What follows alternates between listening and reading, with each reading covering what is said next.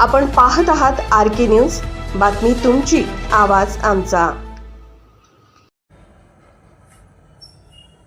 आळतेत बिबट्याच्या हल्ल्यात वासरू जखमी, नागरिकात भीतीचे वातावरण। आळते तालुका हातकणंगले येथील कोळाच मळ्यानजीक शेतामध्ये उदय दत्तात्रय चक्रे हे पत्नीसह राहतात। त्याच वस्तीवर त्यांचा जनावरांचा गायीसह शेळ्यांचा गोठा आहे। रात्री 11:30 वाजता उदय व त्यांच्या पत्नीस गोठ्याच्या बाहेर बांधलेल्या जर्सी गायीचे वासरू धडपडत असल्याचा आवाज आला। पती पत्नीने तात्काळ बॅटरी घेऊन बाहेर येऊन पाहिले असता वासरावर बिबट्या हल्ला करीत असल्याचे त्यांनी 10 ते 15 फुटावरून पाहिले।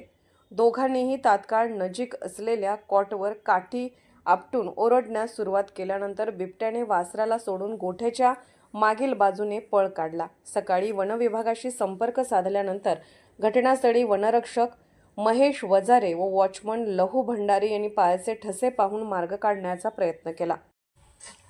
RK न्यूज चॅनलला लाईक करा, शेअर करा आणि सबस्क्राईब करा।